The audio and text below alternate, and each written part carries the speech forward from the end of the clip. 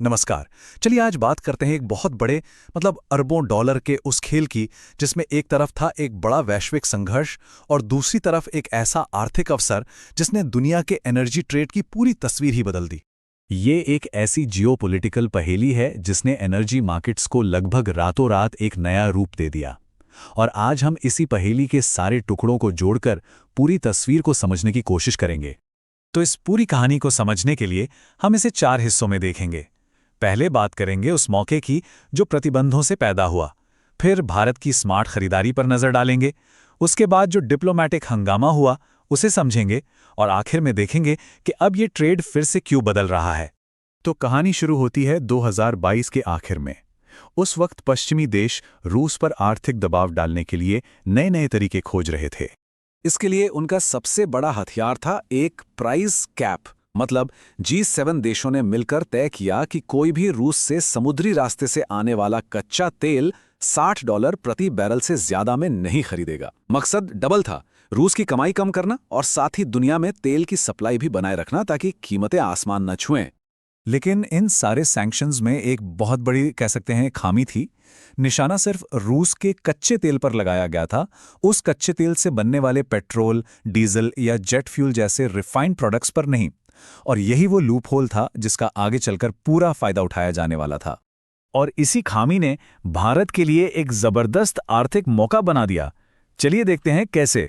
अब जरा इन आंकड़ों पर नजर डालिए। कमाल का बदलाव है। कुछ ही महीनों के अंदर रूस के तेल का पूरा बहाव पश्चिम से मुड़कर पूरब यानी एशिया की तरफ हो गया।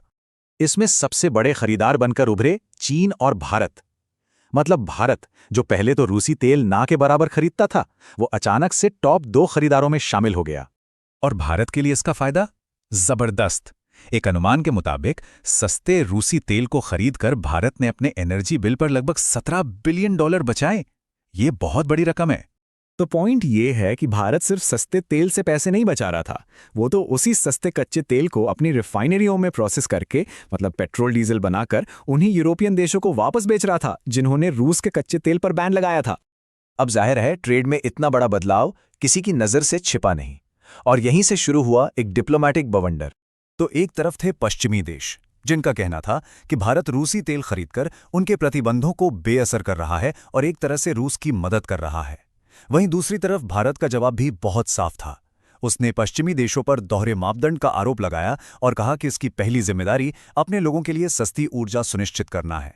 भारत के विदेश मंत्री एस जयशंकर ने इसे बहुत साफ शब्दों में कहा कि यह भारत की आर्थिक संप्रभुता का सवाल है। उन्होंने पूछा कि भारत अपने नागरिकों की जरूरतों को नजरअंदाज करके यूरोप को खुश करने के लिए महंगा तेल क्यों खरीदे। और कहानी में एक और ट्विस्ट था।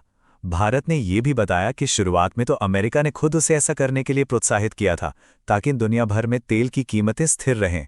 इस बात को बाद में एक पूर्व अमेरिकी राजदूत ने भी माना। लेकिन अब इतनी सारी बहस और डिप्लोमैटिक स्टैंड के बावजूद भारत ने धीरे धीरे रूसी तेल की खरीद कम करना शुरू कर दिया है। सवाल है क्यों? इसके पीछे सिर्फ राजनीतिक दबाव नहीं बल्कि कई प्रैक्टिकल और रणनीतिक वजह हैं। तो चलिए देखते हैं कि वो कौन से कारण हैं। सबसे पहले जो बड़ा डिस्काउंट रूस दे रहा था वो लगभग खत्म हो गया। फिर पेमेंट को लेकर दिक्कतें आने लगीं क्योंकि रूस अब भारतीय रुपये लेने में हिचक रहा था। साथ ही भारत भी अपनी एनर्जी सिक्योरिटी के लिए किसी एक सप्लायर पर बहुत ज्यादा निर्भर नहीं रहना चाहता था। इसके अलावा यूरोपियन यूनियन के नए नियम और बढ़ी हुई शिपिंग कॉस्ट ने भी इस ट्रेड को कम आकर्षक बना दिया। तो इस पूरी कहानी को अगर हम समेटें तो क्या समझ आता है? यही कि यूरोपीय संघ के प्रतिबंधों में एक लूप होल था। भारत ने उस आर्थिक मौके का पूरा फायदा उठाया जिससे अरबों डॉलर बचे। इस पर एक डिप्लोमैटिक टकराव भी हुआ और अब ये पूरा ट्रेड सिर्फ राजनीतिक वजहों से नहीं बल्कि असली आर्थिक और लॉजिस्टिकल चुनौतियों की वजह से बदल रहा है। और ये पूरा एपिसोड हमें एक बहुत बड़े सवाल पर लाकर खड़ा कर देता है। आज की इस कनेक्टेड दुनिया में किसी भी देश के लिए अपने राष्ट्रीय हित और अंतर्राष्ट्रीय जिम्मेदारी के बीच संतुलन बनाना कितना मुश्किल है।